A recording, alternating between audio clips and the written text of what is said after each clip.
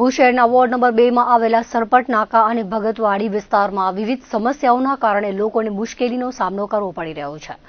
સ્થાનિકોના જણાવ્યા પ્રમાણે અહીં છેલ્લા કેટલાક સમયથી ગટર, રોડ, રસ્તા તેમજ ગંદકીથી લોકો ત્રાહિમામ પોકારી ઉઠ્યા છે।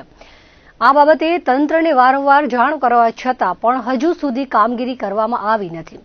તો 8 મહિના અગાઉ આ વિસ્તારમાં રોડ બનાવવા માટેની મંજૂરી મળી ગઈ છે, છતાં પણ રસ્તાની કામગીરી યોગ્ય રીતે કરવામાં આવતી નથી। તો ગટરની સમસ્યાથી લોકો પોતાના ઘરોમાં રહી નથી શકતા, સાથે જ સ્થાનિકોને વાયરલ બીમારીઓ ફાટી નીકળવાની દહેશત પણ સતાવી રહી છે। અહીં ઠેર ઠેર કચરાના ગંજ ખડકાયેલા જોવા મળી રહ્યા છે, ત્યારે યોગ્ય રીતે સફાઈ કરવામાં આવે તેમજ ગટરની સમસ્યામાંથી છુટકારો આપવામાં આવે તેમજ રોડ રસ્તાની યોગ્ય કામગીરી કરવામાં આવે તેવી લોકમાંગ ઉઠી છે। જો સમસ્યાનું નિરાકરણ લાવવામાં નહીં આવે તો ઉગ્ર આંદોલન તેમજ મતદાનનો બહિષ્કાર કરવાની ચીમકી ઉચ્ચારવામાં આવી છે। સમસ્યા અહીંયા ગટર અવારનવાર છેલ્યા કરે છે, કમ્પ્લેન લખાવી આવીને એવું કરીને હલે જાય, પછી પાછું એ જ પ્રોબ્લેમ રહે છે। આ સરપટ નાકો ભગતવાડી કહેવાય, બીજો વોર્ડ। કમ્પ્લેન કરીએ આવે 15 દિવસે 10 દિવસે થોડુંક આવીને થોડુંક ગોદા મારીને હાલે જાય, પાછું એ જ પ્રોબ્લેમ થઈ જાય। બીજી ચેમ્બરો તૂટી ગઈ છે એનું કમ્પ્લેન લખાવી, મહિનો થઈ ગયો એ ચીજને, પણ હજી એમ જ કે 4 દિવસ રહીને આવે, 10 દિવસ રહીને આવે, આવતા નથી। ગટરમાં તો અહીંયા આવડું તારા પડ્યું છે, તમે જોઈ શકો છો, આજુબાજુ આખો ગટર ભરેલા પડ્યા છે। કાઢવાળા આવે તો એવું ઓના પર નાખે, કહેશે ગારો, કાં કહેશે કે મોટી ગાડી બોલાવો। અમારી માંગ કે આ વ્યવસ્થિત કરીએ તો અમને બધાને સાનુકૂળ રહે।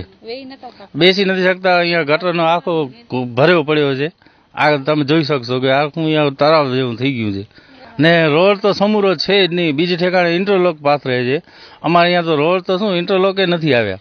8 મહિના પહેલા અહીંયા કેશુભાઈ પટેલ દ્વારા પ્રોગ્રામ કરવામાં આવેલ તો શિવનગરમાં, અને તેમણે અહીંયા રોડની ગ્રાન્ટ માટે મંજૂરી આપી હતી, તેમ છતાં અહીંયા રોડ નથી બનાવવામાં આવેલ, નથી જોવા આવતા, તેમ છતાં અહીંયાનું કાર્ય એમને એમ જ પડ્યું છે। હવે અમે ચીમકી આપીએ છીએ કે 8 દિવસમાં અમારું કામ નહીં થાય તો અમે બધું અમારા એરિયામાં 250 ઘર છે એ બધા મતનું બહિષ્કાર કરશે।